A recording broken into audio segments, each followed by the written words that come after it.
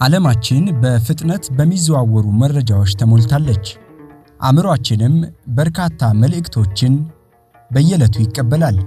ታዲያ ከዚህ ሁሉ ፍሰት መካከል በትክክል የሚበጀንን መምረጥ የግድ የሚለን ዘመን ላይ የደረስን ይመስላል።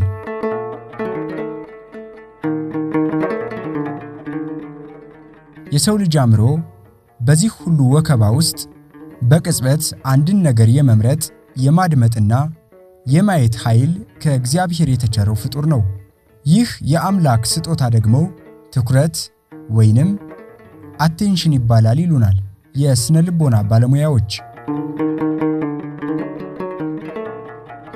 በእኛ ሙያ እንግዲህ ትኩረት የምንለው እንዳልከው ብዙ እንግሊዘኛ ቃላት ተቀራራቢ ትርጉም ይዘው ሊመጡ ይችላሉ አይደለ? ኮንሰንትሬሽን፣ አቴንሽን፣ ፎከስ የመሳሰሉ አይነት ቃላት ወደ አእምሮ ይመጣሉ። ተያያዥ ናቸውም የራሳቸው ደግሞ መጠነኛ ልዩነት አለው እንዳየንበት መነጽር እንደ ፐርስፔክቲቫችን ማለት ነውና ግን ትኩረት ስንል ለሆነ ነገር ለይተን አጥብን ለዛ ነገር እይታችንን ምልከታችንን እዛ ላይ ማሳረፍ ማጥበብን ያመለክታል አይደለ? ሌላውን ነገር ወደ ጎን አድርጎ ማለት ነው። ስለዚህ ትኩረት ስንል መለየትን መምረጥን እና ደግሞ እዛ ላይ ዋጋ ለምንሰጠው ነገር እይታችንን ምልከታችንን ማስተዋላችንን ማሳረፍን ያመለክታል ማለት ነው። ስለዚህ ትኩረት የምንለው ነገር ሴሌክቲቭ ነው። አቴንሽን አሁን ብዙ ጊዜ የህይወት ክህሎት ላይ ስናሰለጥን የምናሰለጥናቸው አንድ ነገር ምንድነው? ሴሌክቲቭ እንዲሆን ትኩረታቸው መርጠው እንዲሆን ይሄ ስካተርድ ወይም ብትንትን ያለ እዛም እዚህም ያለ ትኩረት እንዳይኖራቸው የማድረግ ክህሎት ነው የምናሳየውና ትኩረት ሴሌክቲቭ አቴንሽን ትኩረት ሰጠ ስንል ሴሌክቲቭ መርጦ እዛ ነገር ላይ ትኩረትን ማሳረፍን ነው የሚያመለክተው ማለት ነው።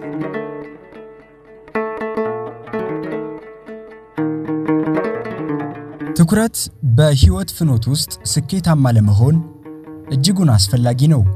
የስነ ልቦና ባለሙያዎች እንደሚሉት ትኩረት አእምሮአችንን ውጥረት ውስጥ ሊከቱ ከሚችሉ ጥቃቅን ነገሮች ይከላከልልናል። ከዚህ ባሻገር ከዓለም አይነተ ብዙ ገጽታዎች መካከል የሚበጀንን መርጠን እንድንወስድ ትኩረት አይነተኛ ሚና ይጫወትልናል። ትልቅና ዋናውና ትልቁ ነገር ከሚባሉት ለምንፈልገውን ነገር ለማሳካት ከእግዚአብሔር ጋር ትኩረት በጣም አስፈላጊ ነገር ነው። ምክንያቱም ከጀርባ ያለውን ነገር ወደ ጎን የማድረግ አቅም ማዳበር ይፈልጋል ማለት ነውና ዋጋ የምንፈልገው ነገር ላይ ብቻ የማተኮር አቅምን ማዳበር ማተለቅ ይፈልጋል ከሁላችንምና ትኩረታችንን የሚነጥቁ ነገሮች በርካታ ነገሮች ናቸው። ቅድምም እየተቃቀስካቸው ነበር ያረካልና በርካታ ነገሮች እንዴት ነው ቀን ዘርተህ ማታ ሌባ መጥቶ ሲወስደው የሚል ምሳሌ ይሰጣሉ አይደል አባቶች? እንደዚህ ነው ትኩረት ያልሰጠነው ነገር ሲጀመር ትኩረት ሰጥቶ ያልተማረ ተማሪ አጥርቶ አይማርም አይደለ? አጥርቶ አይማርም፣ ፍሬውን ይዞ አይሄድም አይደለ? እንዴት ነገርን ከስሩ ውሃን ከጥሩ ምናምን ይላሉ አባቶች አይደል? ስለዚህ አጥርቶ ስለማይዝ ግራ መጋባት ይፈጠራል። ስራም ስንሰራ እንደዚሁ በትኩረት ዋጋ ሰጥተነው ያንን ነገር እንዴት ነው አድምተን ስንሰራ ድብን አድርገን ስንሰራ ፍሬ እናፈራለን አይደለ? እንዴት ነው እንደ አቤል መስዋዕት ይሆንልናል፣ ፍሬ ይኖረዋል። ካለዛ ግን ትኩረት ሳይኖረው እዛም እዚህም አእምሯችን ሲዳክር እዛም እዚህም ስንል የምናደርገው ነገር ይበለሻሻል፣ ጸንቶ የመቆየት ነገር አይኖርም አይደለ? ምክንያቱም ማንኛውም ነገር ውጤት ለማምጣት ጸንቶ በርትቶ መቆየት ያስፈልጋል። ፍሬ ያፈራም መልሶ ግራ የተጋባ ነገር ነው የሚሆነው። በዚህ ጊዜ ደግሞ የመጣው ነገር ምንድነው? ትንሽ አውቆ ትንሽ ሰርቶ ብዙ የማውራት ነገር አለ አይደለ? በዘመናችን ያው ከሶሻል ሚዲያውም ጋር ተያይዞ ስለዚህ እንዴት ነው ብዙም ማይሰራ ግን ብዙም የሚያወራ አይነት ሰው የመሆን አይነት ነገር ይኖራልና ከትንሹ ነገር እስከ ትልልቁ ነገር ያበለሻሻል ትኩረትና ለሁሉ ነገር ሙሉ ልብን የመስጠት ጉዞ ይመስለኛልና ለምናደርገው ነገር ላመንበት ነገር በተለይ ሙሉ ልብን ሰጥቶ የማረግ ጉዞ ለሁሉም ወጣት ያስፈልጋል ብለን እንላለን። እንግዲህ ትኩረት ማጣት እንደ ስነ ልቦና እክል እንደ ስነ አእምሮአዊ እክሎችም የሚነሱ ሌሎች እክሎች እንዳሉ ሆኖ ግን ለአብዛኛው ሰው ስነ ልቦናዊም ነው መንፈሳዊም ነው ማህበራዊም ነው ለነገሮች ቅድሚያ መስጠትና ዋጋ የምንሰጠው ነገር ጋር ይያያዛል። ካስተዳደግ ጀምሮ የሚመጣ ነገር ነው። የወላጆች የሚሰሩት ሰፊ ስራ ለጥሩም ለመጥፎም አስተዋጽኦ አለው ከትኩረት ጋር ተያይዞ ብዬ እላለሁ።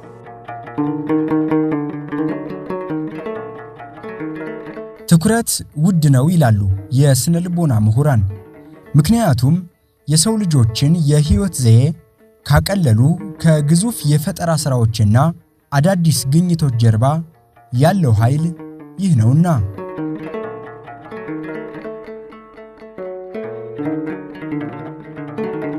በህይወት ፍኖት አንድም ትናንት የሰራናቸውን ስህተቶች እያሰላሰልን ስንባዝን ደግሞም የነገ ህይወታችን ምን ይሆን በሚል ከልክ ባለፈ ፍርሃት ተሸብበን ትኩረታችንን ስናባክን የምንውል ቁጥራችን ቀላል የሚባል እንዳይደለ ይነገራል።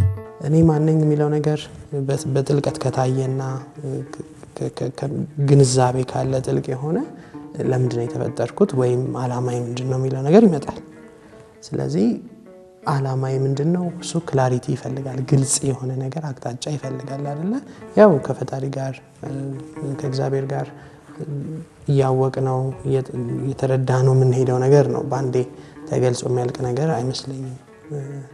በዚህ ሂደት ውስጥ ግን የሰው ዓላማ ግን በጥቅሉ እናውቀዋለን አይደለ? ስለዚህ ከዚህ ዓላማ ትኩረትን የሚነጥቁ ብዙ ነገሮች አሉ። ቅድም እንዳለው እንግዲህ አባቶች የመንፈሳዊ ውጊያ አድርገው ነው አይደለም ያዩት። የጠላት ውጊያ ሁልጊዜም ሰው ትኩረት እንዳይኖረው ከፈጣሪው ጋር እንዳይግባባ አይደለ? የጸሎት ሰዓት ጠብቆ ፈጣሪውን እንዳያስብ ሁልጊዜ ቋሚ የሆነ ትስስር እንዳይኖረው መሀል ላይ መቁረጥ ስለሆነ ውጊያው የተለያዩ የሚያዘናጉ ነገሮች ይኖራሉ ማለት ነው። በመሃል የተለያዩ የሚያዘናጉ ነገሮች በመሃል ትኩረታችንን እንደሚነጥቁ ይታመናል ማለት ነው። ስነ ልቦናዊ እይታ ከዚህ በጣም የዘለለ ነው ብዬ አላስብም። በዚህ መልኩ ካየ ነው ማለት ነው። ምንድነው እሱም ይሄ ጥሞና ከራስ ጋር መሆን ጉዞ ጋር ተያይዞ የተለያዩ የስነ ልቦናዊ ጽንሰ ሐሳቦች ይሄንን አዳብረው አተልቀው ፕራክቲካል ተግባራዊ የሆኑ ዘዴዎችን ልምምዶችንም አጠናክረው ያመጣሉ ወደፊት ለፊትና ሐሳቡ ምንድነው አሁን ላይ ያለ መሆን ጉዞ ነው አይደለ? አሁን ላይ ያለ መሆን ጉዞ ማለት ሐሳብን ወይ ወድሮ ነገር እንዲሆኝ ያለ ድሮውን ዝም ብሎ ወደ አምሮ ያመጡ ጭንቅላት ላይ ማለት መቆጨት መጸጸት ሊሆን ይችላል። መከፋት ማዘን ለምን እንዲያልሆነልኝም ለምን እንዲያልተሳካልኝም ማለት። ስለዚህ አንዱ ትኩረት የሚያሳጣን ነገር የኋላን ነገር አሜን ብሎ ተቀብሎ ያለ መሄድ ጉዞ ነው ማለት ነው። ይሄም እንግዲህ ተቀብሎ የመሄድ ጉዞ እግዚአብሔር ያውቃል እሱ እንደፈቀደ ብሎ የመሄድ ጉዞ በጣም ክርስቲያናዊ ኦርቶዶክሳዊ ነገር እንደሆነ ነው አይደለም እናምነው። ስለዚህ ያለፈውን ነገር በጣም አብዝቶ መናደድ መቆጨት እንደዚህ ሲባል ንስሐ ገብቶ ነገሮችን የማስተካከል ጉዞ ማለቱ ሳይሆን ዝም ብሎ አጓጉል የሆነ ሐሳቦችን በጣም ዝም ብሎ ፍሬ አልባ የሆነ ንዴትና ቁጭት መከፋትን እነዚህ እንዴት ነው አዳፕቲቭ ያልሆኑ ማል አዳፕቲቭ የሆኑ ኢሞሽንስ የምንላቸው ለኛ የማይበጁ የተጋነኑ ስሜቶች። ኦፍ ኮርስ ስሜት ስንል ጥሩ መጥፎ ብለን አንለየውም። በስነ ልቦና ስሜቶች ናቸው ነው እንረዳቸው እንወቃቸው ነው። ግን አብዝተው ሲመጡ የማይበጁ ነገሮች አሉ። ሌላው እንግዲህ ወደፊቱን አብዝቶ የመጨነቅ ሂደት ነው ሰውን ትኩረት የሚያሳጣው። ስለወደፊት አላስፈላጊ በሆነ መልኩ ምንድነው እንዲህ ቢሆን ዝም ብሎ እንዴት ነው በተስፋ ይሄ ጤናማ ያልሆነ ተስፋ ብቻ ሳይሆን ተስፋ መልካም ነው አስፈላጊ ነው። ግን ወደ ጭንቀት የሚያደላ ወደ ይሄ መራድና ወይኔ ጉዴ የሚል አይነት ስጋት የተሞላበት አይነት ፍርሃት ይዞ ረጅም ሰዓት ማባከን ወይም ደግሞ አንዳንድ ጊዜ በምኞትም ሊሆን ይችላል ፋንታሲ የምንለው እንደ ማምለጫ ያሁኑን ነገሮች ስለማይመቹ ስለማይደሉ በምናብ ዝም ብሎ እየፈጠሩ የመኖርም የቀን ህልም አይነት ነገሮች እንደዚህ አይነት ነገሮችም አሉ። እዚህ ውስጥ የምንኖር ከሆነ እነዚህ አይነት ልምዶች ካሉን የድሮውን ወይ ወደፊቱን ዝም ብለን የምንጓዝ ከሆነ አሁን ላይ አንሆንም ማለት ነው። ጸሎት ልናረግ መጽሐፋችንን ከፍተን ጸሎት መጽሐፋችን ጋር ከእግዚአብሔር ጋር መገናኘት ሲኖርብን ወይ ወደፊቱን ስለ ስራ ስለ ዛሬ ስለምንሰራው ነገር እናስባለን ወይም ደግሞ ስላለፈው ነገር እንዲሳላረግ ብለን እናስባለን። ስለዚህ አሁን ላይ ትኩረት አይኖረንም ማለት ነው። ስራችንም እንደዚህ ጊዜ ይወስድብናል። 1 ሰዓት ማለቅ ያለበት ስራ 3 ሰዓት ሊወስድብን ይችላል። ምክንያቱም ትኩረታችን እዛና እዚህ ስለሚሆን ማለት ነው። ስለዚህ ራስን የመግዛት የማስተማር ሂደት ይፈልጋል። አሁን ላይ የመቆየት ልምምድ ከእግዚአብሔር ጋር ይሄ በጣም ወሳኝ ነው ለሁሉም ክርስቲያን ወንድሞቻችን ብያምናለሁ። ምክንያቱም አሁን ላይ ስንሆን ነው ሙሉ ልባችን አሁን ላይ ሲሆን እናስተውላለን፣ ከልባችን እንሆናለን፣ የምንሰራው ነገር ፍሬ ይኖረዋል፣ ከእግዚአብሔር ጋር እንገናኛለን፣ በጣም ንቃት ይኖረናል አይደለ? መረጋጋት ይኖረናልና ይሄንን ልምምድ በጣም ይፈልጋል። ከዚህ በመለስ እንደ ፌስቡክ፣ ኢንስታግራም፣ ቲክቶክን በመሰሉ የማህበራዊ የመገናኛ አውታሮችም የትኩረት አቅማችንን በፈቃዳችን ፈተና ውስጥ እየጣልነው መምጣታችንንም የስነ ልቦና ባለሙያዎቹ ደጋግመው አስተምረዋል። ዲስትራክሽንስ የምንላቸው የሚረብሹ ረባሾች እንደ ማምለጫ የምንጠቀማቸው ብዙ ነገሮች አሉ ማለት ነው። ጥሩ የሆኑ ጥሩ ያልሆኑ አንዳንድ ጊዜ በጣም መረበሽ ሲኖር ውስጥ መረበሽ ሲኖር ለተወሰነ ደቂቃ ለመረጋጋት ትኩረትን ሌላ ነገር ከማድረግን እኛም እናስተምራለን። እንዴት ነው አንዳንድ ሰው በጣም ጽኑ የሆኑ የአእምሮ ህመሞች ውስጥ ይጋለጣል። ከባድ የሆነ ድባቴ፣ ከባድ የሆነ የጭንቀት ህመም አይነቶች ይዳረጋል። እንደዚህ አይነት ሰው ወደ አሁን ላይ እንዲመለስ እንዲረጋጋ ዲስትራክሽን ይጠቅማል። ትኩረቱን ወደ ሌላ ነገር እንዲያዞር ማድረግ ግን በእንደዚህ አይነት መልኩ ሳይሆን ለረጅም ጊዜ እንደ ማምለጫ ከራስ ጋር ላለመገናኛ እንደ ማምለጫ የእውነትም ማለት ምክንያቱም በራስ ያለ መርካት ውስጣዊ ብስጭት ወይም ህይወቴ እንደፈለኩት አልሄደም ምናምን የሚሉ አይነቶች የተዛቡ እይታዎች ሲኖር ምን ይፈጠራል? ሰው ዝም ብሎ ማምለጫ ይፈልጋል ከራሱ ጋር ላለመገናኘት ፐርፐዝሊ ማለት ነው። ኮንሺየስሊም አንኮንሺየስሊ የምንለው ከቀልቡ ሆኖ ከቀልቡ ሳይሆንም ሰው ማምለጫ ይፈልጋል። እዛ ውስጥ እንግዲህ ሶሻል ሚዲያን በትልቁ በአሁን ሰዓት የምናየው ነገር ነው ማለት ነው። ረጅም ሰዓት አልባሌ ትርኪ ምርኪ ይባላል አይደለ? ነገሮች ላይ ረጅም ሰዓት የማሳለፍ ነገር ይኖራል። እዛ ውስጥ ስክሮል ማድረግ አሁን ከትኩረት ውጭ የሆነ ነገር ነው። በትኩረት ባስተውሎት የምናደርገው ነገር ምን ማየት እንዳለብን ፈልገን ነው አይደለ? ክሊክ እናደርገው መርጠን። ስለዚህ የምርጫ ጉዳይ አለች፣ የቾይስ ጉዳይ። ስክሮል ስናደርግ የሆነ ነገር ወደ ጎን ወደ ላይ ወደ ታች ስናደርግ ግን ምንድነው የመጣውን እቀበላለሁ ነው አይደለ? ስለዚህ ምንም ይምጣ ምን እቀበላለሁ፣ ከኔ ጋር ቢገናኝም ባይገናኝም ዝም ብያ ያለው ነው።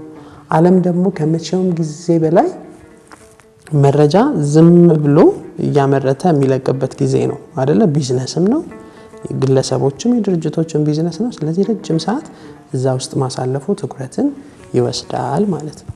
ሌላው እንግዲህ ሱስ አስያዥ ነገሮች እዚህ ውስጥ ልናካታቸው እንችላለን አይደለ? ምክንያቱም ትኩረት ውድ ነው። መዘንጋት የሌለብን ነገር ወንድሞች፣ እህቶች፣ እናቶች፣ አባቶች ትኩረት ውድ ነው አይደለ? ጊዜ ውድ ነው። ተለክቶ ተመጥኖ ነው የተሰጠንና ትኩረታችንም ጊዜያችንን በአግባቡ ለመጠቀም ትልቅ ወሳኝ ነገር አይደለ? ስለዚህ ያቺ ውድ የሆነች ሀብታችን ባልባሌ ነገር እንድትሄድ ያደርጋታል ማለት ነው። ስለዚህ ይሄንን ውድ የሆነ ትኩረት በምን እናሳልፈው ስንል ለኛ በሚገባ ህይወታችንን በሚያለመልም የነገ ህይወታችንን ተስፋ በሚሰጥ ከእግዚአብሔር ጋር የሚያገናኘን ነገር ጋር ማዋል ስንችል ግን በተቃራኒው ለማልባሌ ነገር ስናሳልፈው ለሱስ አስያዥ ነገሮች፣ ለሚያዘናጉ ነገሮች፣ አልባሌ ወሬና ጨዋታ፣ ሶሻላይዜሽን፣ ማህበራዊ መሆን ጉዞ በጣም አስፈላጊ ነው፣ ጠቃሚ ነው እናምናለን ሁላችንም። በልኩ ሲሆን ግን ዝም ብሎ ማህበራዊ ህይወትን ዝም ብሎ መሻት አለ አይደለ? ያለ ምንም ምክንያት ይሄም ጤናማ አይደለም።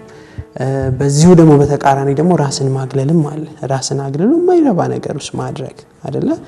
አልባሌ ነገሮችን መመልከት ሊሆን ይችላል፣ ወሲብ ቀስቃሽ ቪዲዮዎችን መመልከት ሊሆን ይችላል፣ ሌሎች አልባሌ ነገሮችን ራስን ማሳለፍ፣ ይሄም ትኩረትን የሚነጥቅ ከራስ የሚያሸሽ ከእውነተኛኛነታችን ጋር የሚያሸሸን የሚገፋን ነው ማለት ነው።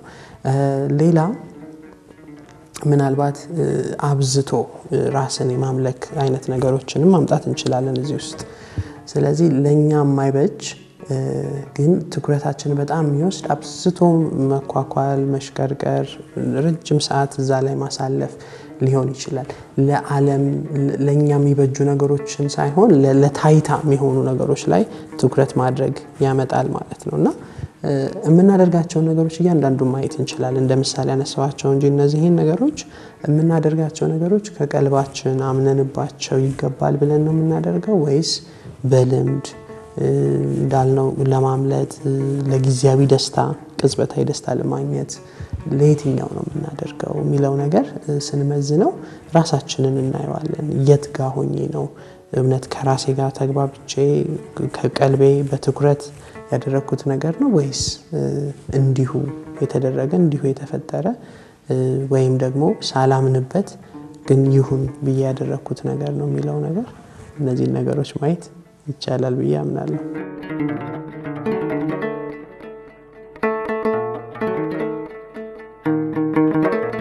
ከዚህ ባሻገር ወዲያ አገራዊ ቀውሶችና የኑሮ ውድነት ወዲህ ደግሞ ቤተክርስቲያናችን በየዕለቱ እያለፈችበት ያለው ፈተና ሌላው ትኩረታችንን የሚነጥቁን ጉዳዮች ናቸው።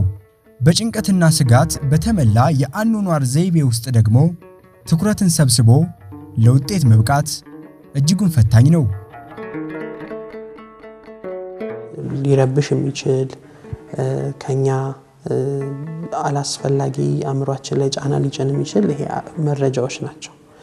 ስለዚህ ዜናዎች፣ መረጃዎች በገደብ መሆን አለበት ብለን እናምናለን። ምክንያቱም በአሁኑ ሰዓት አሁን የኛ ክላይንቶች ወይም የኛ ደንበኞችን ጨምሮ በርካታ ሰዎች የምናገኛቸው ሰዎች በጣም ዜና በመስማት አዲሽናል ተጨማሪ ጭንቀት ይፈጥራል። በተለይ ጭንቀት መምላለበት ሰው እነዚህ አስከፊ ዜናዎች ይበልጥ የመረበሽ አቅም አላቸው። ጭንቀት ብቻ ሳይሆን ከባድ የህይወት ነውጥ ውስጥ ላለፉ ሰዎች አሁንም ቀጣይ ምን ሆናለሁ የሚል ስጋት ይፈጥርባቸዋል ማለት ነውና ትኩረት አግኝተው እንዳይቆዩ የሚያደርግ ነገር ነው። በተለይ ፖስት ትራውማቲክ ስትረስ ዲስኦርደር የምንለው ከጽኑ የሆነ ድህረ አደጋ የውጥረት ህመም ከጽኑ የሆነ አእምሮ ቁስል ጋር ተያይዞ የሚኖሩ ሰዎች በዛ አደጋ ውስጥ በዛ አስከፊ የህይወት ገጠመኝ ውስጥ ስላለፉ ሁሌ ስጋት ይኖራል። ካልታከሙ በተለያየ መንገድ ይታከማል። ኦፍ ኮርስ በስነ ልቦናዊ በማህበራዊ በመድኃኒት በተደገፈ መልኩ የሚታከምበት ሂደት አለና ነጥቤ ምንድነው? ሰዎች ዜና ከተለያየ አቅጣጫ የሚመጣ መረጃ በአግባቡ የመጠቀም ልምድ ካላዳበሩ ሚዲያ ሊትራሲ ይባላል አይደለ? በጋዜጠኝነት ሙያም ያለ ነገር ይመስለኛል። ምን አይነት የመረጃ ኮንሱም ላድርግ ልክ አሁን ምግብ መርጠን እንደምንወስደው እንደምንመገበው ወደ ጆሮአችን የሚጠጋ ነገር መምረጥ አለብን ማለት ነው። ለኛ የሚበጅ ነገር መሆን አለበት አይደል? ኢቭን አጽዋማት ላይም አይን ይጾም፣ ጆሮ ይጾም፣ አፍ ይጾም እንላለን አይደለ? ሰውነት እንዲጾም አንዱ የምንሰማው ነገር መምረጥ መለማመድን ይመስለኛል። እዛ ውስጥ ያለው ሂደትና የምንሰማው ነገር ለምንድን ነው የምንሰማው ከሚለው ይመረጣል። እንዲሆነ ለማለት ለማጋነን ነው። ያን ነገር ማወቃችን ለኛ ይበጃል። ለኛ የሚጠቅመን ነገር አለ። ምን ያህል ሰዓትስ እናጥፋ? ምን ያህል ሰዓት ዜና ላይ ማጥፋት አለብን? ምክንያቱም ሙሉ ቀን ዜና ሲሰሙ የሚውሉ ሰዎች አሉ። ያው ከስራ ሰዓታቸው ውጪ ሙሉ ቀን ለልጆቻቸው ትኩረት የማይሰጡ። እንግዲህ ትኩረት ስንል አንዱ ትኩረት ወላጅ መስጠት ያለበት ለምንድን ነው? ለልጁ ነው ትኩረት መስጠት ያለበት። ምክንያቱም ለልጁ አስተዳደግ ለነገ ህይወቱ ወሳኝ ነው። ፍቅር መስጠት አለበት፣ ለልጁ ትኩረት መስጠት አለበት። ወላጆች አምሯቸው በቃ እንዲወጣ እንዲህ ሀገር እንዲተፈጠረ እንዲህ ክፍለ ሀገር እንዲተፈጠረ በሚሉ ነገሮች ከናወዘ አምሮ ከደከመ ለሚገባው ነገር የምንሰጠው ትኩረት ይቀንሳል። ቅድም እንዳልነው ትኩረት ውድ ነው። ለአንዱ ትኩረት ስንሰጥ ለሌላው ምን ያደረግን ነው? መስዋዕት እያደረግን ነው። ስለዚህ ትኩረታችን የት እየሄደ ነው የሚለው ነገር መታየት አለበት። እንደዚህ ሁሉ ቤተክርስቲያን አካባቢም ሆነ ችግሮች አይጠፉ። አሁን ትልቅ በእኛ ሙያ የምናለማመደው ሰዎችን አክሰፕታንስ አንዱ የቴራፒ አይነት አክሰፕታንስ ነገሮችን እንደወረደ መቀበል እና ልምምድ አለ። ይሄ ምንድነው ከኛ ቁጥጥር ውጪ የሆነውንና ያልሆነውን የመለየት ሂደት ነው ትልቁ ነገር። አሁን እኔ እንደ አንድ ምዕመን ቤተክርስቲያን ላይ ወይም ሀገራዊ ጉዳዮች ላይ ያለኝ አስተዋጽኦ በጣም ውስን ነው። ኦፍ ኮርስ በአቅሜ በማቀው ማግዛውን ለማገዝ መሯሯጥ ይሄ አግባብ ነው ተብሎ ይታመናል። ግን ከኔ ቁጥጥር ውጪ የሆነው ለእግዚአብሔር ከመስጠትና ከመጸለይ ውጪ የማደርገው ነገር ከሌለ አብዝቼ ስለተጨነቁ አብዝቼ በዛ ዙሪያ ላይ ጥልቅ መረጃ ስለሰበሰብኩ ምን ይጠቅመኛል የሚል ጥያቄ መጠየቅ አለብን ብዬ አምናለሁ። ምክንያቱም ያንን እንትን ለሌላ ማዋል የለብንም ወይ ነው ጥያቄው። እዚህ ላይ የምናሳልፈውን ትኩረትና ጊዜ ለሌላ አስፈላጊ ነገሮች ላይ ቅድሚያ የሚሰጠው ነገር የለም። ስራችንን አጥርተን እየሰራን ነው። ህይወታችን በሚገባው እንትን እያልን ነው። ትዳራችን ላይ እንዴት ነን? ህይወታችን ላይ እንዴት፣ ልጆቻችን ላይ እንዴት ነን? እነዚህ ቅድሚያ የሚሰጡ የኛ ኃላፊነቶችን ስንወጣ ነው መጀመሪያ ቅድሚያ ከቤት ነው ከቤተሰብ ከቤት ነው የሚጀምረው ብለን እናምናለን ማለት ነው።